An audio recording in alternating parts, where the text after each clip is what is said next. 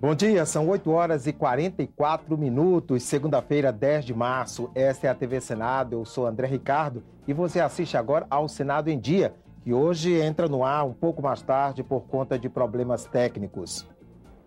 Comissão de Constituição e Justiça deve votar esta semana a proposta sobre juros das dívidas de estados e municípios com a União. A audiência pública amanhã debate gastos com a Copa do Mundo no Brasil. O projeto prevê que boletos bancários vencidos sejam pagos em qualquer banco. Duas propostas em análise no Senado devem melhorar desempenho de agências reguladoras. E na entrevista desta segunda-feira, os debates sobre a possibilidade de acabar com a reeleição.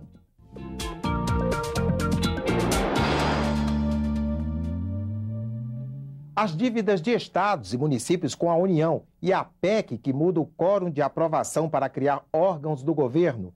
Esses são alguns dos assuntos que movimentam o Senado esta semana. Quem traz as informações ao vivo é a repórter Carla Benevides. Bom dia, Carla. Bom dia, André. Os senadores devem votar nesta terça-feira a proposta de emenda à Constituição 34 de 2013, que prevê um quórum maior de aprovação para criar ou extinguir órgãos da administração pública. A PEC, de autoria do senador José Agripino, determina que a criação de ministérios, por exemplo, seja feita por meio de lei complementar e não mais lei ordinária. Com isso, passam a ser necessários 257 votos na Câmara e 41 no Senado. Hoje, basta a maioria dos presentes na sessão de votação. Mas as atenções essa semana devem se voltar para a Comissão de Constituição e Justiça. Está prevista para o dia 12 a votação do projeto de lei que prevê mudanças no indexador utilizado para calcular as dívidas de estados e municípios com a União. A votação dessa matéria já foi adiada uma vez a pedido do governo, mas há uma forte pressão de governadores para que esse texto seja aprovado rapidamente. A previsão de votação em plenário é dia 27 de março, mas antes o projeto ainda será analisado pela Comissão de Assuntos Econômicos. André. Obrigado, Carla. Estamos também ao vivo com o repórter Tiago Tibúrcio, que hoje faz aniversário. Nós damos os parabéns a ele. Ele está no corredor das comissões do Senado e fala sobre uma audiência na Comissão de Educação que acontece amanhã. Bom dia, Tiago. Bom dia, André. Muito obrigado pela lembrança. Um bom dia também aos nossos telespectadores.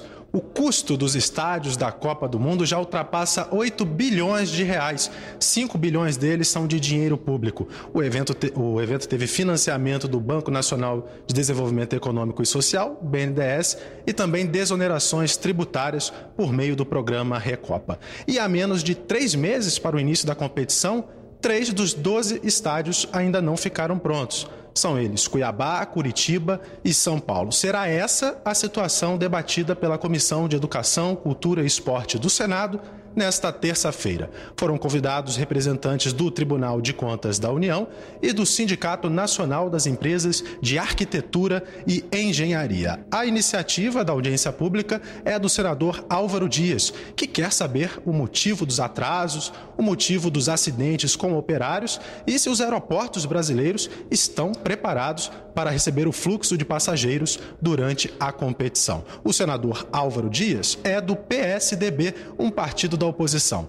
Vamos ver então o que diz o outro lado, o governo, por meio do senador Paulo Paim, do Partido dos Trabalhadores, sobre essa audiência aqui na Comissão de Cultura, ou melhor, Educação, Cultura e Esporte. Toda audiência pública eu valorizo muito, né? E o senador Álvaro diz ao requerimento, eu votei favorável. Eu acho que não há problema nenhum do TCU vir aqui e mostrar o que está certo, o que está errado, onde houve abuso e que quem cometeu algum abuso na construção de estádios, por exemplo, que é o caso, né, que responda pelo que fez. É isso. Os cidadãos poderão acompanhar essa audiência pública por meio dos canais interativos do Senado Federal, o Alô Senado e o E-Cidadania. Para participar, por exemplo, por telefone, basta discar 0800 61 22 11. A audiência pública é nesta terça-feira, a partir das 11 horas da manhã, e você acompanha a cobertura completa aqui pelos veículos de comunicação do Senado Federal. André? Obrigado, Tiago. O Senado analisa 2 projetos que têm como objetivo melhorar o desempenho das agências reguladoras. Elas também passaram por uma auditoria do Tribunal de Contas da União. Criadas para fiscalizar os mais diversos setores da atividade econômica do país, sobretudo defender os interesses da população, as agências reguladoras têm sido alvo de muitas críticas. Marcelo Cunha, auditor do Tribunal de Contas da União, avaliou o desempenho das agências reguladoras a pedido do Congresso Nacional. Na questão da transparência da atuação das agências, essa auditoria do tribunal ela indicou a necessidade de melhorias nesses mecanismos de reunião dos diretores, de elaboração de pautas e atas. Para você ter uma ideia, à época da realização da auditoria, havia agência reguladora que transmitia pela internet a reunião da sua diretoria e outras agências em que não havia publicação da internet nem da pauta. A Comissão de Constituição e Justiça do Senado Federal analisa 2 projetos que têm relação direta com o desempenho das agências. A proposta do senador Delcídio Amaral pretende evitar a vacância das diretorias entre um e outro mandato, para que não ocorra prejuízo nas tarefas essenciais. Mas ele também pretende combater as indicações políticas, exigindo qualificação dos diretores das agências reguladoras. Eles têm que ter pelo menos 10 anos de militância, 10 anos de experiência nessa atividade que ele vai desenvolver nas agências reguladoras. Eu não posso colocar um diretor de agência que não conhece o assunto e que vira, evidentemente, prisioneiro do mercado e do interesse das empresas que ele, como diretor de agência, tem que monitorar. Um outro projeto de lei do senador Jaime Campos prevê que o voto de censura proposto pela maioria absoluta dos senadores poderá afastar os diretores de agências reguladoras. O projeto do senador Delcídio do Amaral está na pauta da Comissão de Constituição e Justiça e pode ser votado já nesta quarta-feira. Está na pauta desta semana da Comissão de Constituição e Justiça também um projeto que vai simplificar a vida de quem tem contas a pagar. Pelo texto, boletos bancários vencidos seriam pagos em qualquer banco. Hoje, os boletos bancários que não foram pagos até o vencimento só podem ser quitados no banco que emitiu o documento. Uma dor de cabeça para quem não conseguiu pagar no dia. Muitas vezes você tem dificuldade de acesso ou de viajar para um determinado local para fazer pagamento, né? Um projeto em tramitação no Senado pode facilitar a vida de quem costuma perder o prazo de pagamento. De acordo com a proposta, os bancos serão obrigados a receber os boletos de contas mesmo depois de vencidos. Vai facilitar muito para o usuário, até porque a gente fica muito nas filas durante o dia, perde muito tempo.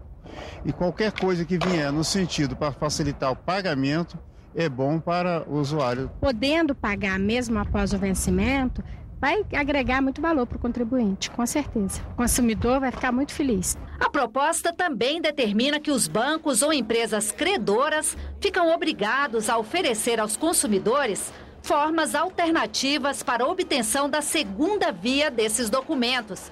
Para esse advogado, especialista em direito do consumidor, essa é uma providência mais do que necessária. É muito chato você, 2 ou 3 dias que não conseguiu, por razões alheias à sua vontade, pagar aquela sua conta, e aí quando você tem aquele mesmo boleto, você não consegue imprimir uma segunda via. Os serviços de atendimento dos fornecedores no Brasil, de um modo geral, são horríveis. Eles não te dão a segunda via, te exigem um fax ou te exigem uma impressão, e nem todo mundo tem impressora com computador e internet boa em casa.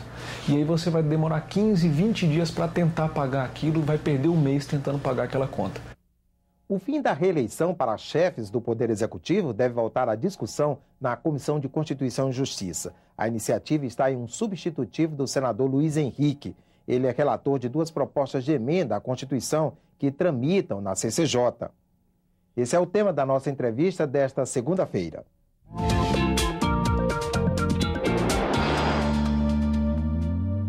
As 2 PECs relatadas pelo senador Luiz Henrique tratam apenas da unificação do calendário eleitoral, mas ele resolveu incluir em um substitutivo o fim da possibilidade de um segundo mandato consecutivo para presidente da República, governador e prefeito.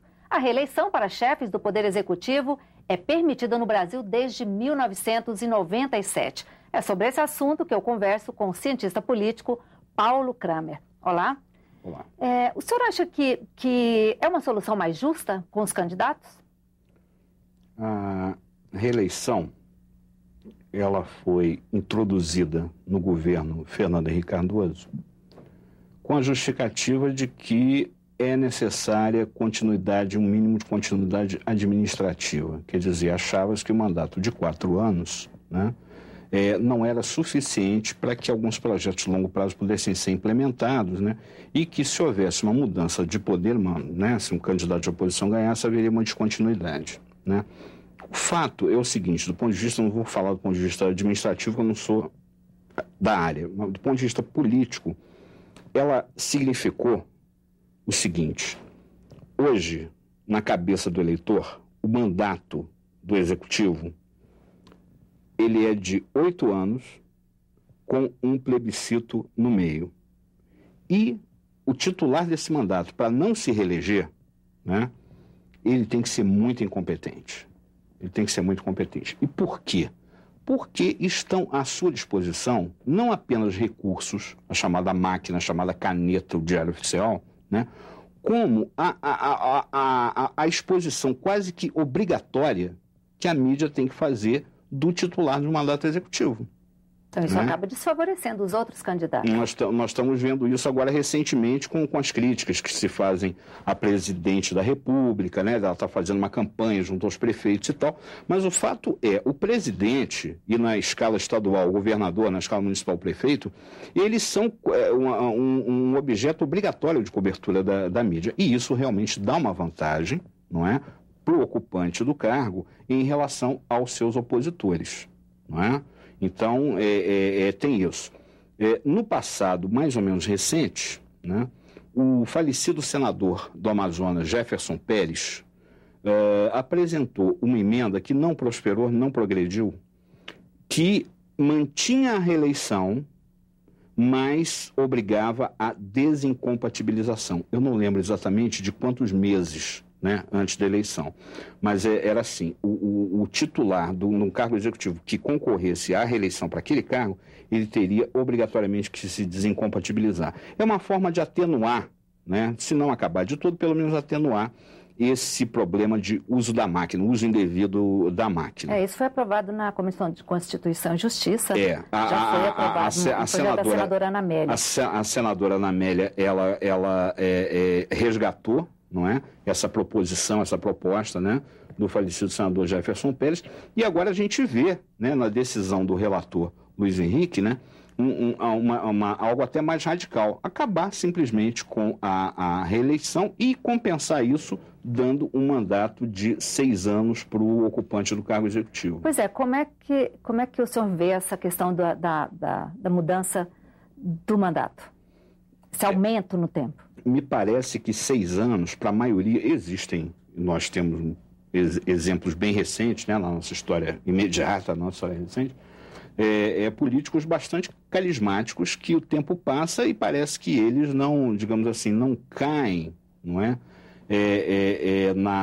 Não caem da preferência do público. O público continua gostando deles, se lembrando deles, né, querendo que eles se reelejam, até indefinidamente, etc, etc. Mas, de uma maneira geral, me parece muito tempo, né? E o ocupante, nesse caso, corre o risco, né? Usando aí uma analogia com a engenharia de materiais, corre o risco da fadiga do material, né? Está muito tempo no poder, as pessoas vão se cansando, não é? Daquele governante. Hoje as eleições municipais acontecem num calendário diferente. A unificação desse calendário, na opinião do senhor, é vantajosa? A gente, primeiro a gente deve se perguntar vantajosa para quem e, ao mesmo tempo, reconhecer que é muito difícil prever, já que a ciência política não é uma ciência exata. Alguns preveem que eleições unificadas, todas as eleições numa data só, tenderiam a adquirir um caráter muito municipalista no debate eleitoral. Outros não, dizendo que, sobretudo, os partidos que estão no poder no nível estadual e nacional, teriam mais força para imprimir uma discussão quase exclusivamente nacional, abafando os aspectos locais, os aspectos municipais.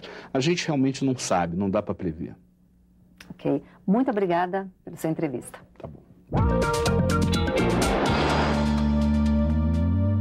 E daqui a pouco está prevista a Comissão de Direitos Humanos. Novamente conversamos com a repórter Carla Benevides, que está ao vivo com as informações. Carla. André, a Comissão de Direitos Humanos realiza daqui a pouco uma audiência pública para debater a implementação do projeto de lei 12.619 de 2012, que institui o controle obrigatório da jornada de trabalho de motoristas de transporte rodoviário de cargas. Entre os convidados para a audiência pública estão representantes da Procuradoria do Trabalho, do Tribunal Regional do Trabalho da 15ª Região e da Federação dos Trabalhadores Autônomos de Cargas. André. Obrigado, Carla. Ficamos por aqui. No decorrer do dia você acompanha outras informações nos boletins do Senado agora. Enquanto isso, continue assistindo a nossa programação.